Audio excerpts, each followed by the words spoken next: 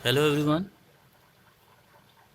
आज इस वीडियो में हम एमएस एक्सेल के बारे में डिस्कस करेंगे। तो देखिए, ऐसा है कि हम लोग जो होम टैब है एमएस वर्ड में, उसको हम पहले भी डिस्कस कर चुके हैं।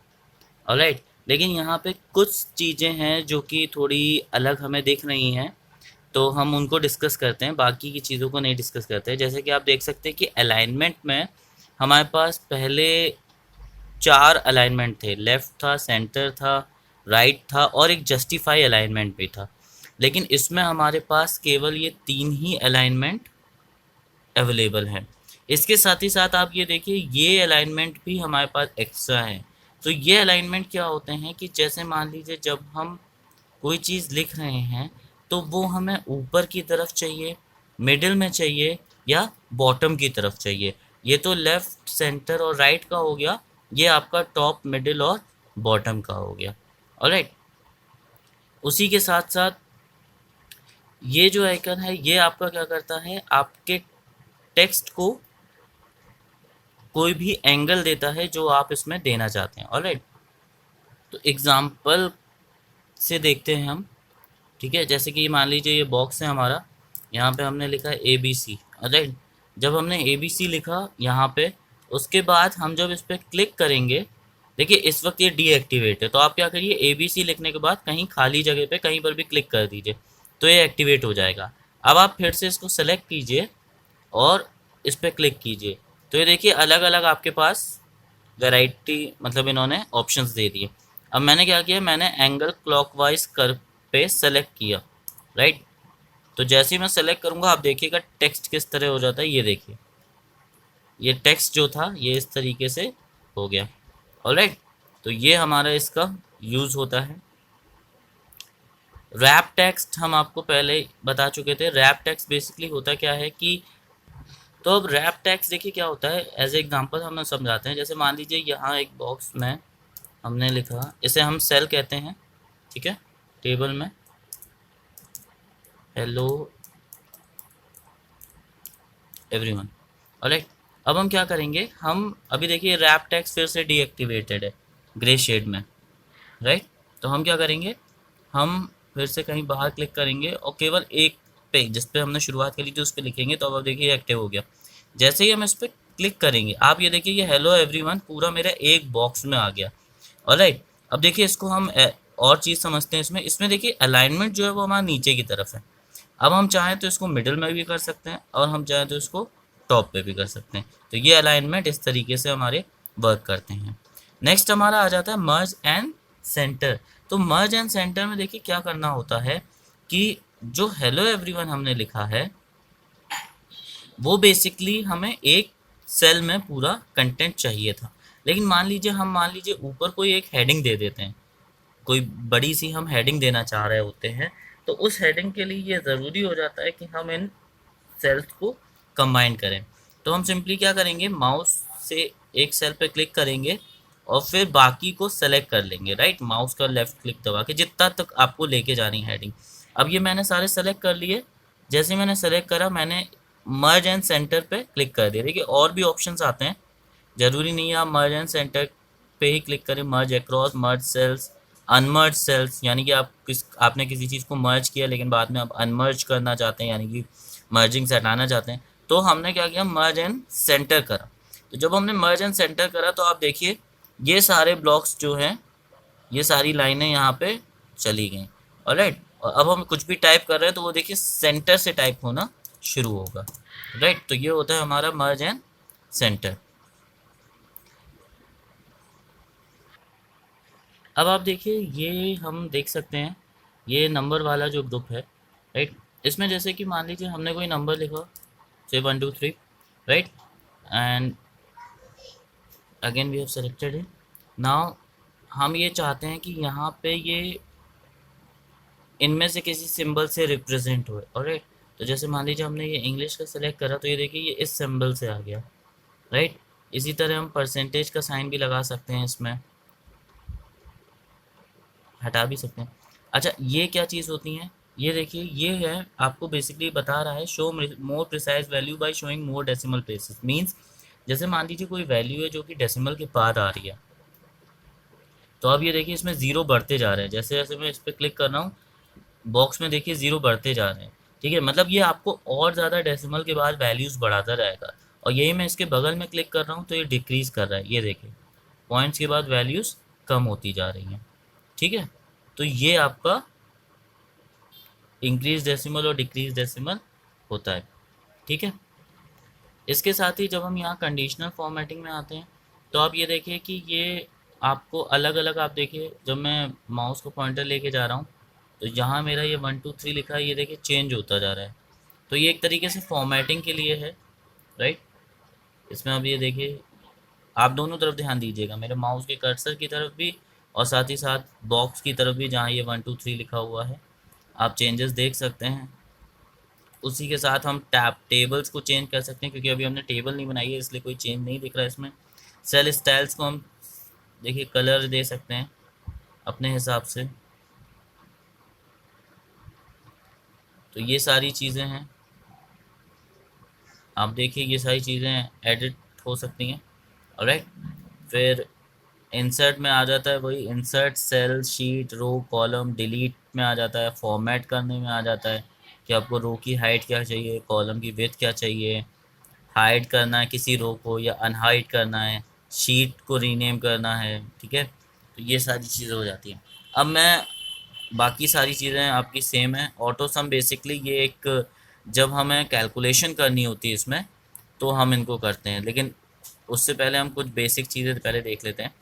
देखिए ये आपके सामने शीट्स दी हुई हैं, sheet 1, sheet 2 and sheet 3।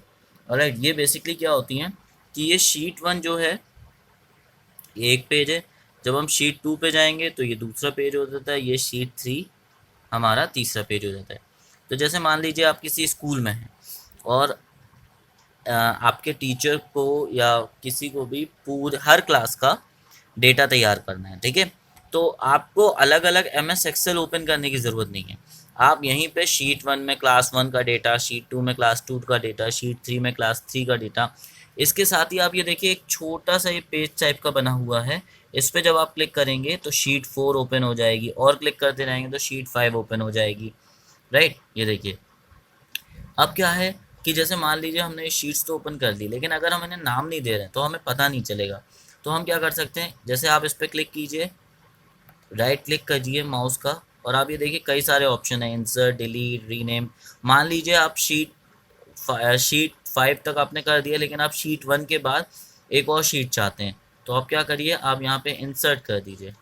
Alright, आपने वर्कशीट करा, आपने ओके किया, तो ये देखिए शीट 6 यहाँ पे आ गई, शीट 1 से पहले शीट 6 यहाँ पर आ गई। अब आप इसको कोई नाम दे सकते हैं। ठीक है, मतलब जिस जिस शीट से पहले आप कोई शीट चाहते हैं तो वहाँ पे आप इंसर्ट कर सकते हैं, और अगर बाद में आप कोई शीट चाहते हैं तो आप इसका यूज़ कर सकते हैं। ऑलराइट, तो अब मान लीजिए शीट 6 जो है वो मुझे नहीं चाहिए, तो मैं क्या करूँगा, इसको डिलीट कर दूंगा। तो अब ये देखिए वो डिलीट हो गई शीट 6 और शीट 1 आ गई। अब शीट 1 को मान लीजिए मैंने जैसा कि बोला मैंने क्लास, तो ये देखिए रीनेम, क्योंकि यहाँ पे हमें क्या लिखना है, क्लास 1 की डिटेल लिखनी है, तो ये मैंने क्लास 1 यहाँ पे लिख दिया। तो ये देखिए ये हमारा जो था वो रीनेम हो गया। इसके साथ ही साथ आप ऐसा भी कर सकते हैं कि आप शीट्स को आगे पीछे भी कर सकते हैं। जैसे मान लीजिए शीट 4 है, तो माउस का लेफ़्ट बटन दबाइए और शीट 3 के ऊपर इस तरह ले आइए, तो ये देखिए शीट 4 पहले हो गई और शीट 3 बाद में हो गई। तो ये सारी चीज़ें आप यहाँ पे कर सकते हैं शीट के साथ। राइट, इसके साथ ही साथ दूसरी चीज़ जो समझने की है वो ये है कि यहाँ पे मान लीजिए मैंने 1 लिखा और अब मैं सीरीज़ में नीचे तक जाना चाहता हूँ, से सपोज 10 तक भी जाना चाहता हूँ, तो मैं या तो अलग अलग लाइन में टाइप करूँ 1 2 3 4 5 6, लेकिन मान लीजिए अगर मुझे 100 और 1000 तक ऐसे लिखना है तो ये मेरे लिए तो बहुत ज़्यादा हो जाएगा। तो हम क्या करेंगे, जैसे 1 है, आप ध्यान से देखिएगा मेरे माउस के कर्सर को, देखिए इस समय ये प्लस का साइन है, लेकिन यही प्लस का साइन चेंज हो जाएगा, हालांकि बनेगा प्लस का साइन। ये देखिए, ये देखिए अब ये फिर से एक प्लस का साइन बन गया जो कि ब्लैक कलर में है।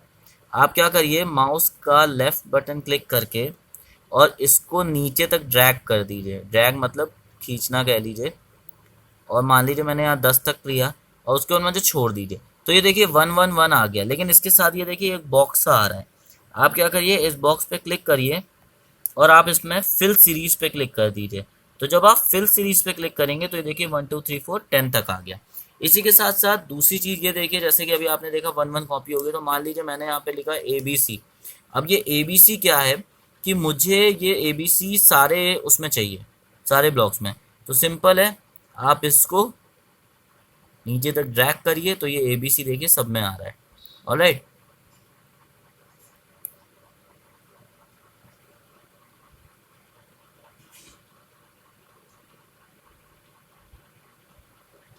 ठीक है। अच्छा, इसी के साथ साथ मान लीजिए आपने यहाँ पे टाइप किया मंडे। ऑलराइट, सो अब आप इसको ड्रैग करिए, ये देखिए बगल में लिख के आ भी रहा, और मैंने इसको छोड़ा तो ये देखिए Monday Tuesday Wednesday Thursday Friday Saturday Sunday. अब ये आपसे यहाँ पे ये पूछेगा कि आप सीरीज फिल करना चाह रहे थे, यानी कि मंडे ट्यूसडे वेडनेसडे लाना चाह रहे थे, या कॉपी सेल यानी कि मंडे ही सब में लाना चाह रहे थे। ठीक है, तो हम क्या कर रहे हैं, फिल सीरीज। आप कुछ भी कर सकते हैं, ठीक है। तो इस तरीके से हमने, ये सारी कुछ बेसिक चीज़ें होती हैं जो कि हम इसमें यूज़ करते हैं। ऑलराइट, अब आप देखिए कि मैंने ये 1 2 3 4 10 लिखा है। तो अब हम यहाँ से ये समझ लेते हैं कि ये ऑटो सम का क्या मतलब होता है। तो ये जो ऑटो सम है ये बेसिकली हमारा हेल्प करता है कि अगर मान लीजिए कुछ नंबर्स का हमें सम निकालना है, राइट, नंबर्स का हमें सम एडिशन करना है, या फिर एवरेज निकालना है, या फिर काउंट करना है कितने नंबर्स हैं, या फिर जितने भी नंबर्स हैं उनमें मैक्सिमम नंबर कौन सा और मिनिमम नंबर कौन सा है। ऑलराइट, तो देखिए हमने क्या किया, हम सबसे पहले इसको सेलेक्ट करेंगे। ठीक है, ये 1 to 10 तक हमने सेलेक्ट करा। फिर हमने यहाँ, हम एक काम करते हैं, इस पूरी सीरीज को हम इस जगह पे लिखते हैं ताकि ये हमें नीचे के नीचे यहाँ पे सही से दिखाई देता रहे।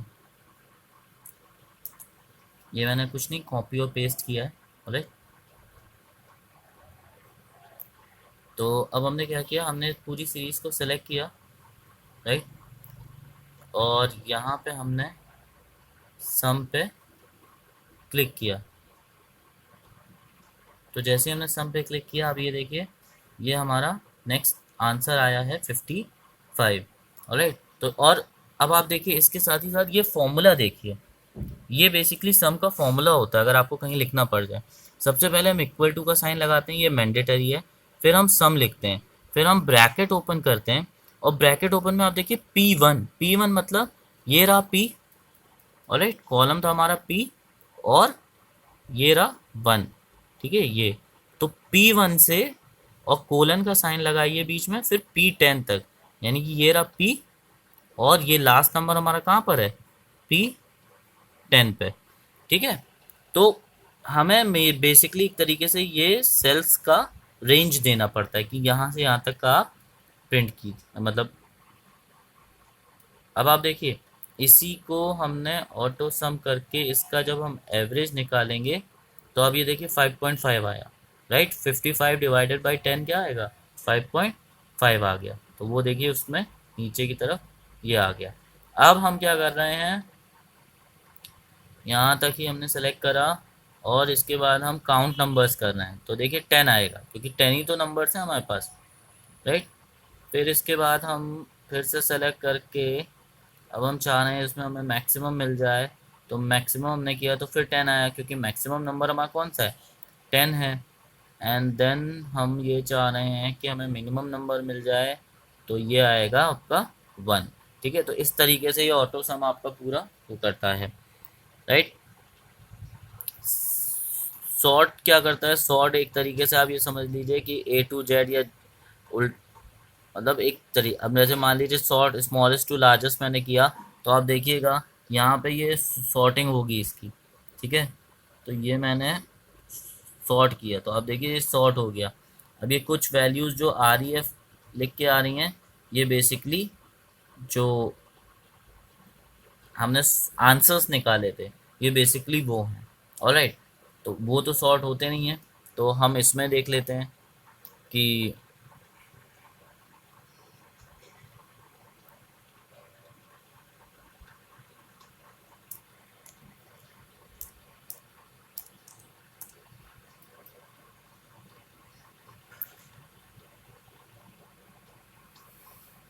ठीक है, तो हम एक काम करते हैं, हम इसमें सॉर्टिंग को करते हैं, तो वो हमें ज़्यादा अच्छे से समझ में आएगी। और यहाँ हमने सॉर्ट एंड फिल्टर पे क्लिक किया, और जब हम सॉर्ट A to Z कर रहे हैं, तो ये देखिए, ये लेटर वाइज यानी कि अल्फ़ाबेट्स जो आपके होते हैं इंग्लिश में, उसके हिसाब से ये एडजस्ट हो गया। तो ये होता है सॉर्ट एंड फिल्टर। बाकी फाइंड हम आपको बता ही चुके थे कि फाइंड क्या चीज़ होती है, अगर आपको कोई नंबर फाइंड करना है। ऑलराइट, तो ये है आपका होम टैब MS एक्सेल का। ऑलराइट, इसके बाद आपका इंसर्ट टैब होगा, जिसमें हम चार्ट एक्सप्लेन करेंगे। तो हमारी नेक्स्ट वीडियो में हम चार्ट को एक्सप्लेन करेंगे। Thank you.